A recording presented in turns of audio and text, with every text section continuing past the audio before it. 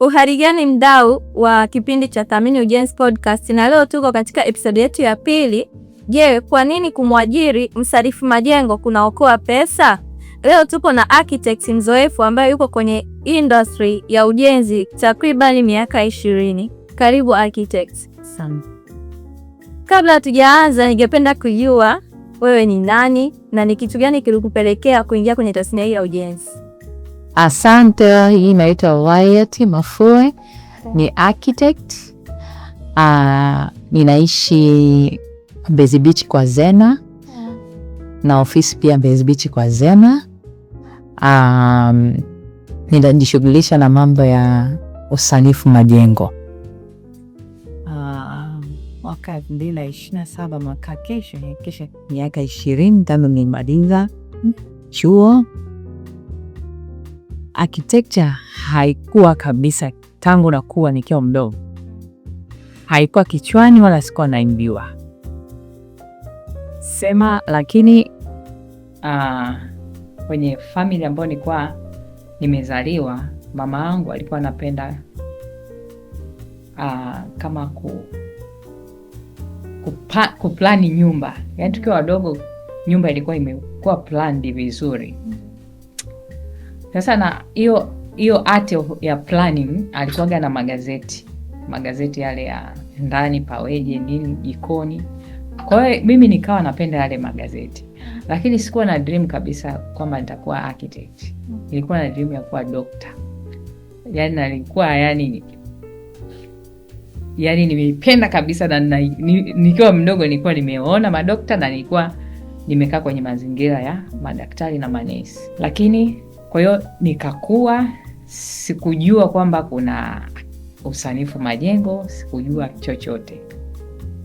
Baadaye nikakutana na watu ambao wamesomea, na wauliza wanafanyia nini, wanasema wana design nyumba, lakini mimi nilikuwa napenda kudesign ndani kwa sababu nilikuwa nishaona yale magazeti.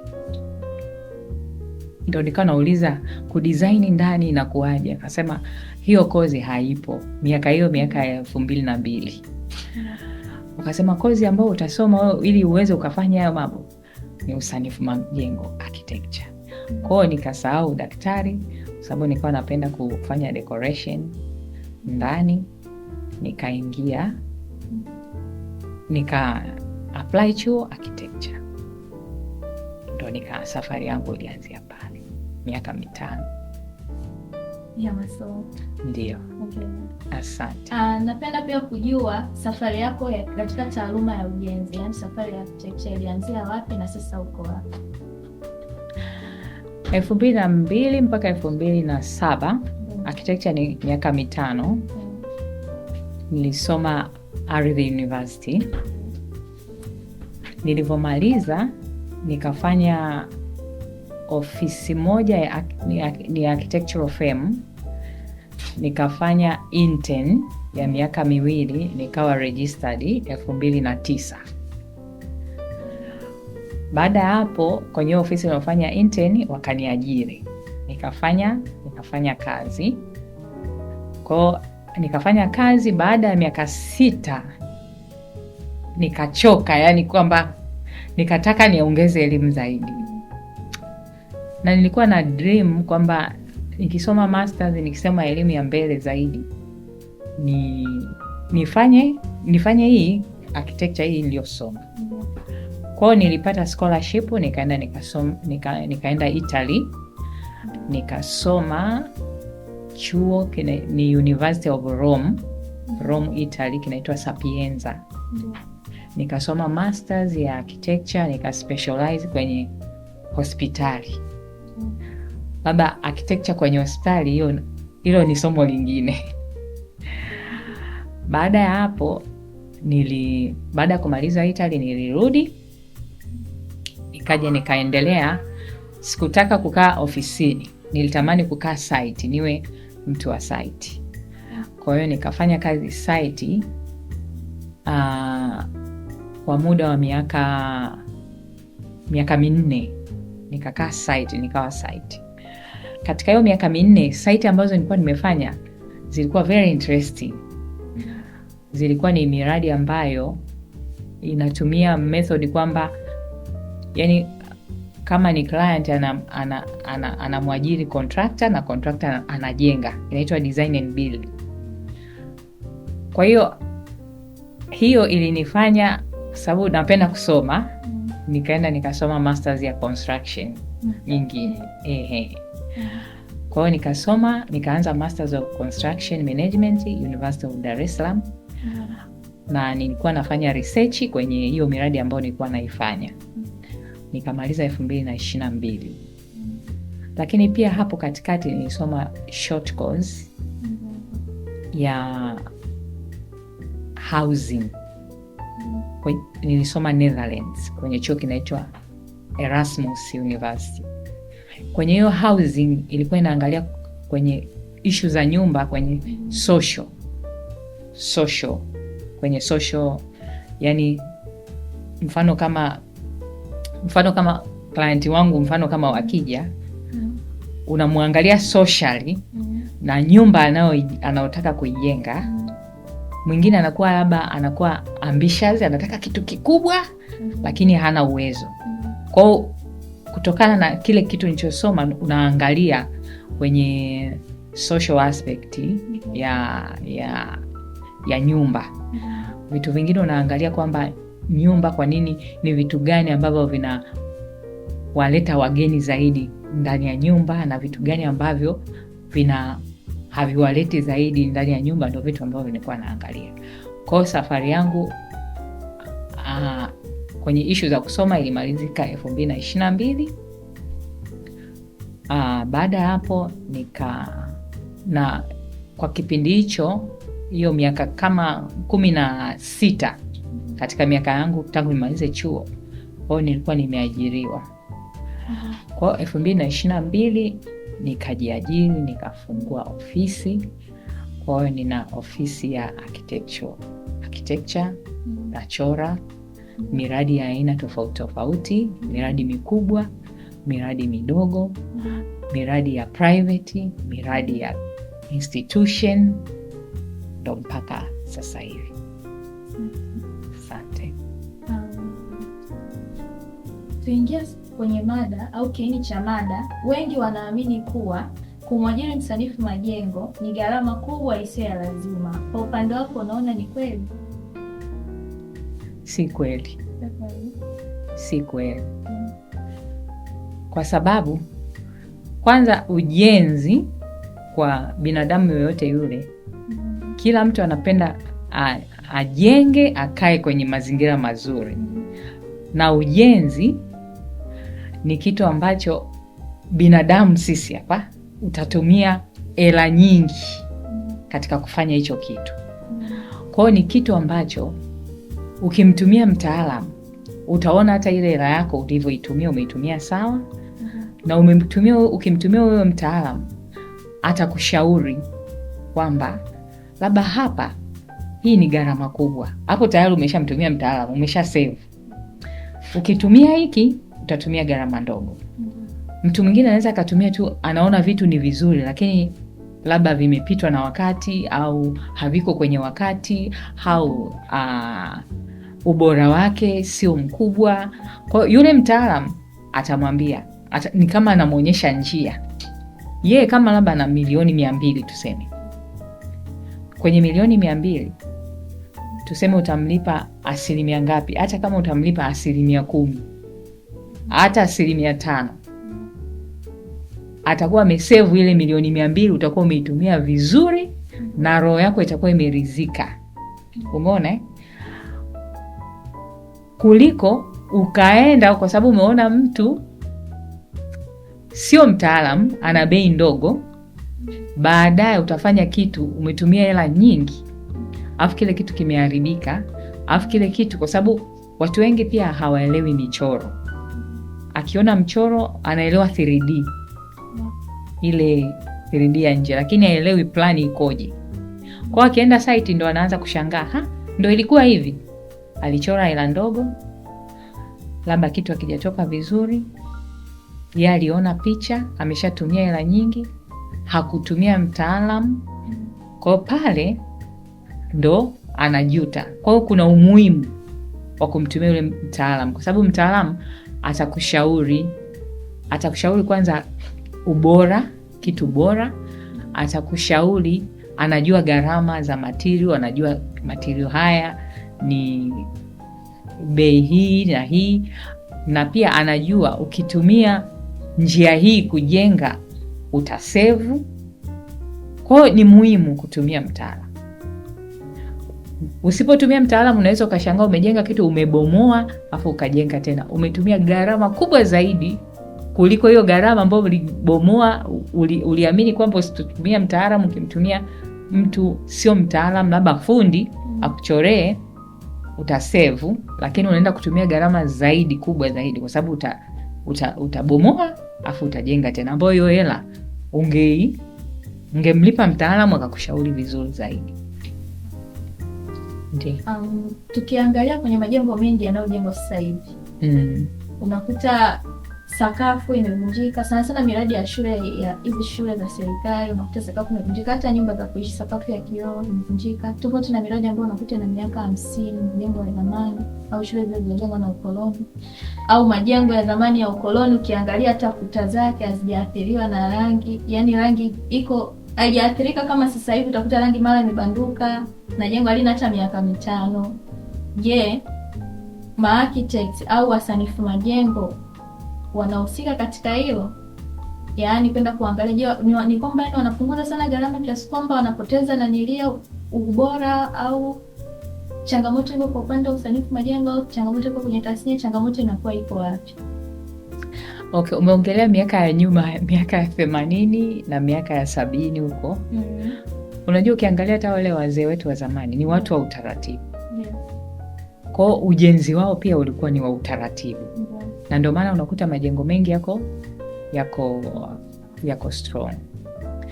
Na sasa ukiongelea kwamba majengo ya sasa hivi unaona labda shule, maofisi yananyufa, rangi imebanduka.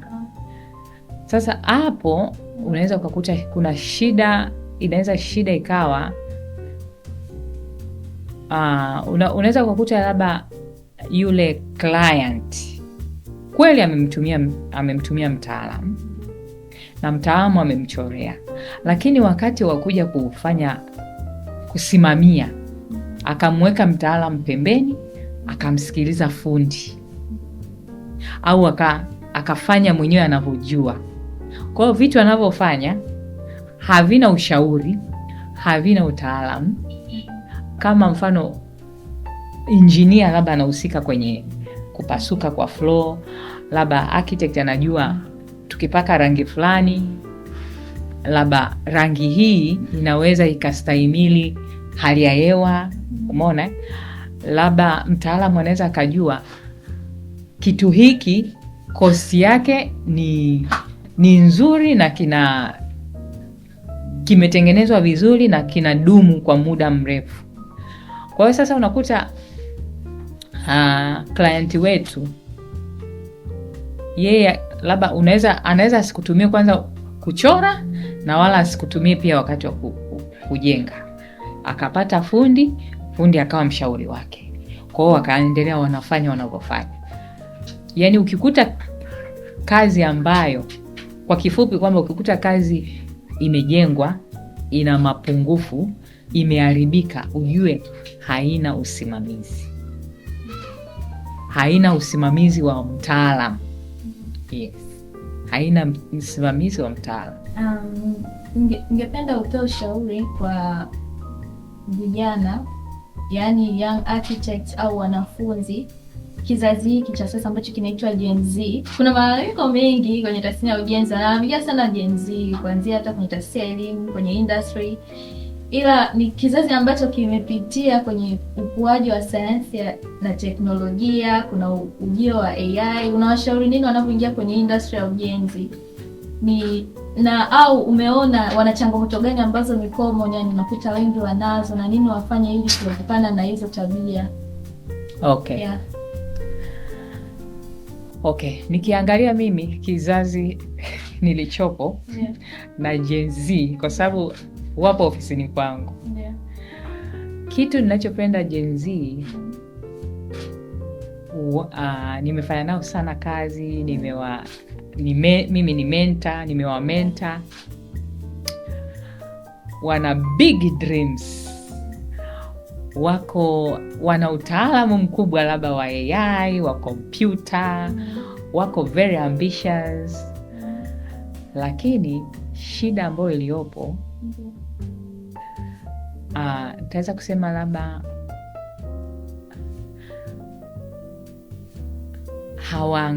hawaangalii ile context, yani mazingira halisi tulionayo. Kama Tanzania anaweza kaliona jengo labda anataka design jengo amedesign kwa AI, lile jengo labda haliwezi kufiti hapa, linafiti Ulaya la Europe, anataka likae hapa. Kitu kingine, ajui gharama, kwa sababu ujenzi kama ni mshauri, unashauri design na unashauri pia gharama ya kile kitu. Kwa hiyo unakuta akichora kitu, nacho washauri aangalie pile gharama ya kile kitu. Kwanza ni hiyo kwamba aangalie mazingira, yani AI atatumia, hata AI atatumia programu yoyote ya kisasa, aangalie mazingira yaliyopo, mazingira yanaweza yatakibeba kile kitu au ni mazingira ya nje ya mbali. Pili, aangalie gharama. Je, huyo client wake ambaye anamfanyia hiyo kazi anaiweza gharama? Ndio, yeye ana idea nyingi nzuri, yuko very creative, very ambitious, mambo makubwa. Aangalie yule client anaiweza ile gharama ambayo amefanyia design. Na pia wakubali kufanya kazi, na tuseme wakubali kufanya kazi pia na mtu ambaye ana experience, ili aweze kummenta, ili aweze kubalance, aweze kutumia ile hali ya sasa na aweze kubalance hali ya zamani, yani kitu kiweze kukaa pale kwa muda. Umeona? Kwa hiyo ni vizuri pia apate mentor, apate mshauri ambao ni labda ni watu wa juu yake. Hiyo ni ushauri wangu ambao naweza nikawapa Gen Z. Asante. Kitu gani unaweza kuachia watazamaji, au mshauri unaweza ukawapa watazamaji wa Thamini Ujenzi? Wathamini ujenzi, cha kwanza, najua nyumba ni kila binadamu, hata katoto kadogo ataelezea tu nyumbani kwetu. Umeona? Na kila binadamu anatamani maisha yake hapa duniani awe na nyumba.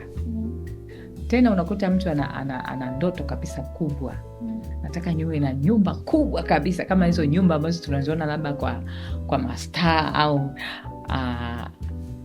ushauri wangu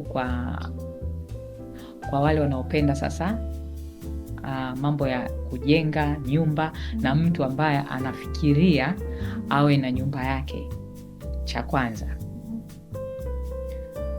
jenga nyumba ambayo utaifurahia, yani ndio kitu ambacho unakitaka. Cha pili, nyumba yako iweze iendane na budget ulionayo, kwa sababu unakuta napata client. Kwa mimi nasemaga huwa sio kwamba na design tu, tunaanza consultation, kwamba nione kwamba utaweza kukifanya hicho kitu unachofikiria kukifanya. Maana kweli kila mtu anakuwa na ndoto, ana ndoto kubwa, lakini ile kuitimiza na gharama ya ujenzi mtu ajui, amekiona labda tu mahali. Kwa hiyo naanza naye pale, hiki kitu kiko hivi, gharama yake kiko hivi, unategemea kupata wapi hela, unategemea kufanya kwa muda gani? Kwa hiyo unaanzia pale. Na washauri pia mtu afanye kutokana na uwezo wake. Kitu kingine, atafute mtu wa kumshauri, mtu sahihi, kwa sababu kuna washauri wengi. Aangalie yeye mtu sahihi kwake wa kumshauri kwenye hicho kitu ambacho anataka kufanya. Na kitu kingine, unaweza usiwe na haraka sana. Unaweza ukafanya haraka kwenye ujenzi, lakini ulikuwa umeifanyia umeistadi ili kile kitu unachotaka kukifanya, umekistadi vizuri. Akifanyia kistadi vizuri, ikiwa hivi itakuwaje, ikiwa hivi itakuwaje, na kwenye gharama kwamba labda unataka, mimi hiki kitu nataka nikijenga hii nyumba nitakopa mkopo benki, na je, nikikopa mkopo benki nitairudishaje au nitauza kitu?